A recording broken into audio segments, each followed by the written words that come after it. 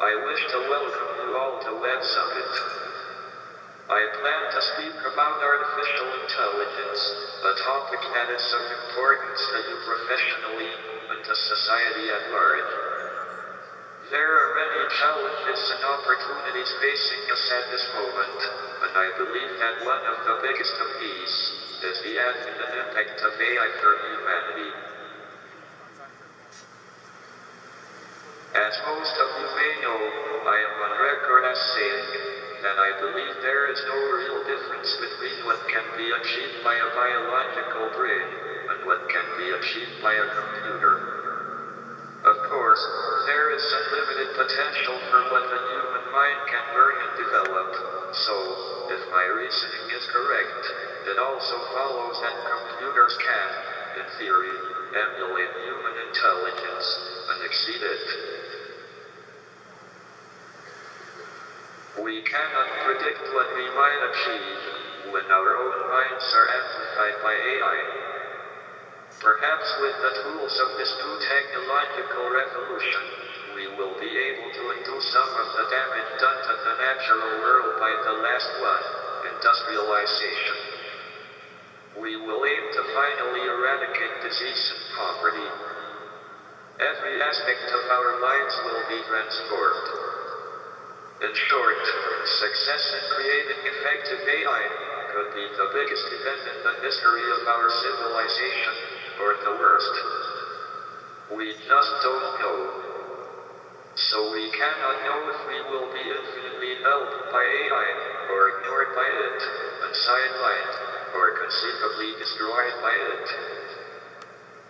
Unless we learn how to prepare for, and avoid, the potential risks, AI could be the worst event in the history of our civilization. It brings dangers, like powerful autonomous weapons, or new ways for the few to oppress the many. It could bring great disruption to our economy. Already we have concerns that clever machines will be increasingly capable of undertaking work currently done by humans, and swiftly destroy millions of jobs. AI could develop a will of its own, a will that is in conflict with ours, and which could destroy us.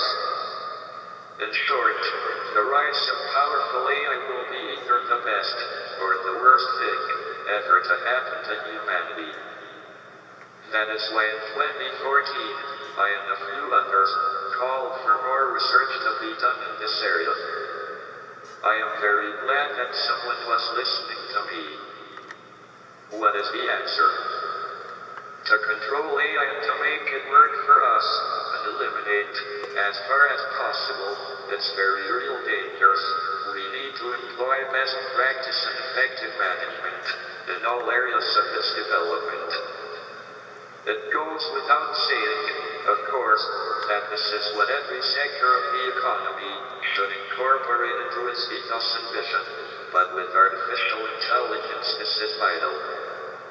Everyone here today is in the vanguard of AI development.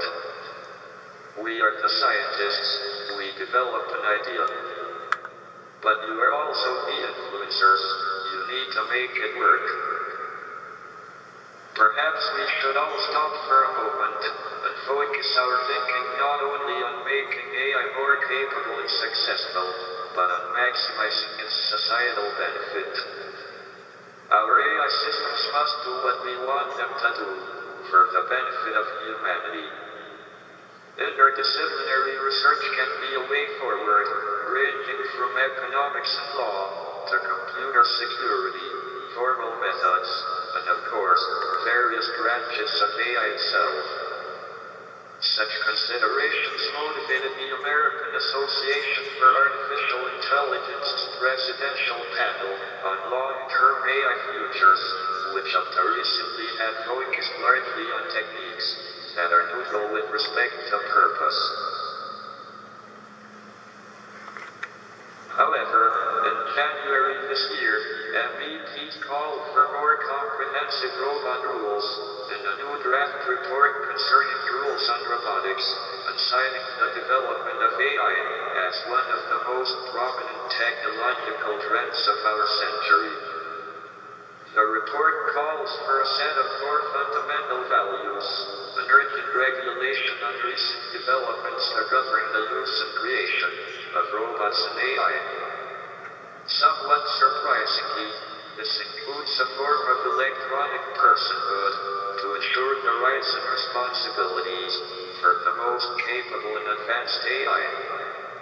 One of the partners at the multinational law firm, Osborne Clark, says that we don't give whales and gorillas personhood, so there is no need to jump at robotic personhood. But the wariness is there.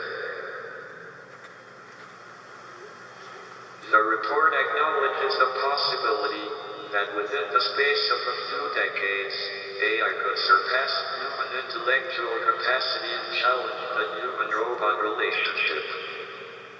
Finally, the report calls for the creation of a European agency for robotics and AI that can provide technical, ethical, and regulatory expertise. If MEPs vote in favor of legislation, the report will go to the European Commission, which will decide what legislative steps it will take. I am an optimist, and I believe that we can create AI for the good of the world. That it can work in harmony with us. We simply need to be aware of the dangers, identify them, employ the best possible practice and management, and prepare for its consequences well in advance. Perhaps some of you listening today will already have solutions or answers to the many questions AI poses. We all have a role to play in making sure that we, and the next generation, have not just the opportunity, but the determination, to engage fully with the study of science at an early level, so that we can go on to fulfill our potential, and create a better world for the whole human race. We need to take learning beyond the theoretical discussion of how AI should be, and take action to make sure we plan for how it can be. You all have the potential to push the boundaries of what is accepted, or expected, and to think big. We stand on the threshold of a brave new world. It is an exciting, if precarious, place to be, and you are the pioneers. I wish you well.